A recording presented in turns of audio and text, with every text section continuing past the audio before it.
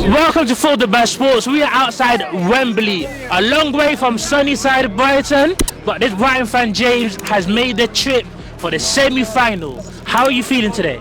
You know what, mate, I'm going into this semi-final a little bit nervous, but I think we're going into this with fists flying. It's the first time in 40 years that we've managed to step up the Wembley steps. Again, against the same opponent we did back in 1982-83. Fortunately, results didn't go away, but I'm hoping this time we don't repeat history. We go through into the finals to face City. How stressful is it being a Brighton fan? It's difficult, really, because in the league we're in a brilliant position. We've got games in hand over Tottenham and Villa, and we're really pushing for top four. But then there's these couple of games that we don't seem to excel at, especially some teams that we expect to beat. So yeah, I am positive that we will come out with this with a really good result. I think it will drag on for a while, but I think Mitoma, McAllister and all of our forward line players will get that goal in the end. I feel like a lot of neutrals are natural fans of Brighton, just like based on the way you play. I mean, last year Potter had a lot of fans, he got poached. Trossard had fans, he got poached. Casado had fans, also tried to poach him. Next season, it looks like Mitoma's got a lot of fans. Are you worried about the Brighton players that leaving, or there being like a mass exodus?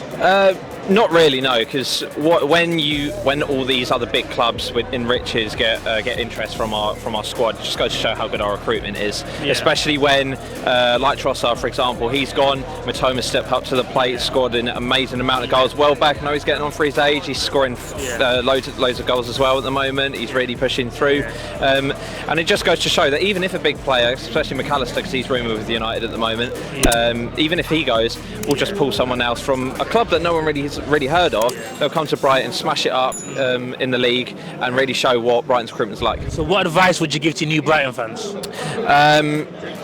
Have faith in not only De Zerbi but Tony Bloom and the rest of the back team club that you don't really see too often, and it just shows that even if our superstar players go, we've still got strength, we've still got power. And last but not least, score predictions for today, and what would be a successful season for Brighton? I think today's prediction, it's gonna drag on for a while. I think we'll go to extra time. I think we'll pull a goal right at the last minute. It's going to be a 2-1 Brighton win, I hope. And finishing the season, I've been optimistic about Champions League, but I think Champions League is a bit too big for us at the moment. I'd love Europa League, Conference League will be smashing as well. Somewhere within the top 7 would be lovely, I think, for us. Well, there you have it. This Brighton fan seems to know his stuff. The passion for Brighton is there. What are your thoughts? Leave your comments below. Is it a successful season for Brighton? And what are your thoughts for next season? You're watching For the Badge.